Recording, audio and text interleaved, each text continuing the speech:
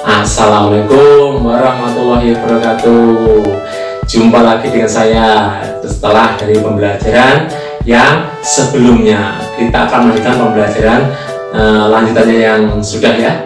Tapi saya ingat lagi, bagi yang belum klik subscribe, nah sekarang bisa klik subscribe-nya. Bagi yang sudah, saya sampaikan terima kasih ya. Baik, kita lanjutkan untuk pertemuan atau pembelajaran selanjutnya. Sudah siap? Mari kita mulai pembelajaran kali ini. Pembelajaran daring online kelas 5, tema 5, ekosistem, subtema 3, keseimbangan ekosistem. Kita mulai pembelajaran kali ini pada pembelajaran yang ke-1. Perhatikan gambar tersebut ya, ada CCTV yang sedang berada di halaman rumahnya. Semua makhluk hidup memerlukan makhluk hidup lain untuk mempertahankan hidup. Makanan dan sumber energi lain menjadi salah satu faktor penting terjadinya saling kebergantungan antar makhluk hidup. Nah, perhatikan pada gambar tersebut ada 3 gambar ya. Kupu-kupu dengan bunga ya, benalu dan pohonnya, ada burung juga dengan burung dengan rusa. Perhatikan gambar-gambar tersebut. Bagaimana penjelasanmu mengenai hubungan simbiosis antara dua jenis makhluk hidup tersebut? Apa perbedaan antara simbiosis, komensalisme, parasitisme, dan mutualisme? Kesimpulan apakah yang dapat kamu ambil dari hubungan khas antara dua jenis makhluk hidup tersebut? Nah, kalau pada gambar pertama, kupu-kupu dan bunga, itu dapat sih komensalisme, saling menguntungkan. Gambar kedua adalah parasitisme, satu diuntungkan, satu dirugikan. Yang ketiga adalah apa? Iya, yang ketiga adalah komensalisme, satu diuntungkan, satu tidak dirugikan. Oh, yang pertama tadi mutualisme ya, sama-sama menguntungkan. Ya, semua makhluk hidup memerlukan makhluk hidup lain untuk mempertahankan hidup. Makanan dan sumber energi lain menjadi salah satu faktor penting terjadinya saling kebergantungan antar makhluk hidup. Bentuk ketergantungan antar makhluk hidup diperlihatkan dalam sebuah rantai makanan dan jaring-jaring makanan. Bagaimana peran rantai makanan dan jaring-jaring makanan bagi keberlangsungan hidup makhluk hidup di dalam jaring tersebut? Mari kita baca ya. Ayo membaca rantai makanan dan jaring-jaring makanan. Kebergantungan antar makhluk hidup dan lingkungannya menjadi bagian dari kehidupan di dalam sebuah ekosistem. Tumbuhan mendapatkan energi dari matahari. Hewan mendapat energi dari tumbuhan atau hewan lain yang memakan tumbuhan. Nah, tumbuhan berhijau daun mampu membuat makanan sendiri. Makhluk hidup yang dapat membuat makanan sendiri disebut dengan produsen. Nah, banyak jenis makhluk hidup yang tidak dapat membuat makanan sendiri.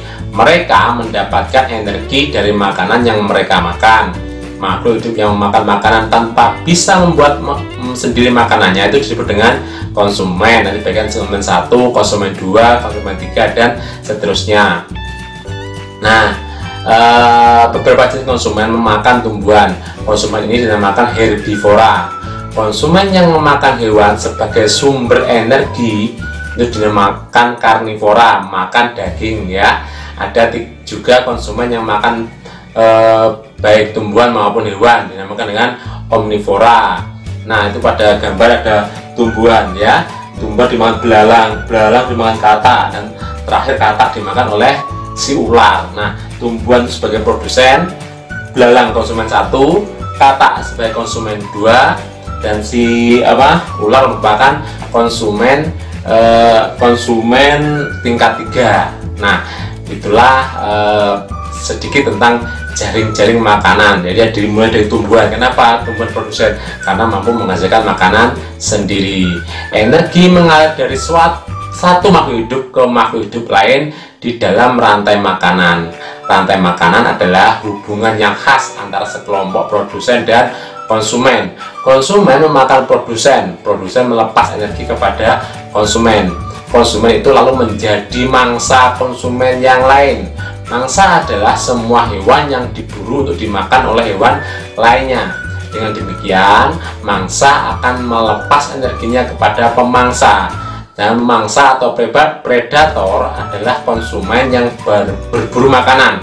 Jadi energi dialirkan dari produsen kepada konsumen di dalam rantai makanan. Seperti pada contoh tersebut, itu juga ada tumbuhan ya, ada tumbuhannya berupa pohon, ada juga yang berupa rumput. Nah, rumput atau pohon ada bisa dimakan oleh itu belalang, ada ulat. Nah, dan seterusnya sampai ada si ular dan tikus ya.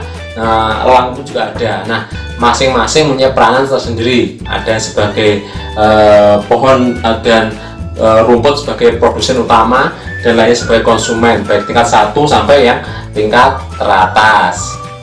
Di dalam sebuah ekosistem terdapat hubungan antara beberapa rantai makanan yang terjadi. Satu jenis hewan dapat terlibat dalam beberapa rantai makanan. Demikian juga dengan produsen. Kumpulan dari beberapa rantai makanan di dalam sebuah ekosistem disebut dengan jaring-jaring makanan. Nah, di dalam jaring-jaring makanan, jumlah hewan yang terlibat makin banyak dan energi yang mengalir pun juga makin kompleks. Pada jaring-jaring makanan dimungkinkan terjadi persaingan antar makhluk hidup, baik di dalam rantai makanan maupun di dalam jaring-jaring makanan. Setiap komponen yang ada di dalam jaring-jaring makanan saling memengaruhi satu dengan yang lainnya. Refleksi. Apa yang sudah aku pahami? Ingat, pada pembelajaran kali ini kita hanya melihat satu topik saja, yaitu tentang rantai makanan dan jaring-jaring makanan. Nah, sebagai pembelajaran buat kalian, silahkan untuk mengerjakan LKS-nya pada latihan pembelajaran 1 halaman 67. Tidak usah dikumpulkan ya, buat pembelajaran saja ya. Sekali lagi, jangan lupa kritik, saran, dan masukannya agar bisa lebih baik lagi untuk pembelajaran kedepannya. Sekian dulu pembelajaran kali ini, semoga dapat bermanfaat. Tetap semangat belajar, senantiasa berolahraga, jangan lupa berdoa, selalu patuhi nasihat kedua orang tua. Demikian tadi pembelajaran hari ini ya, semoga dapat bermanfaat bagi kita semua, dan yang mungkin ada kalian yang belum paham bisa kalian relay lagi dari beberapa taman sebelumnya agar lebih paham lagi. Sekian dari saya, terima kasih. Wassalamualaikum warahmatullahi wabarakatuh.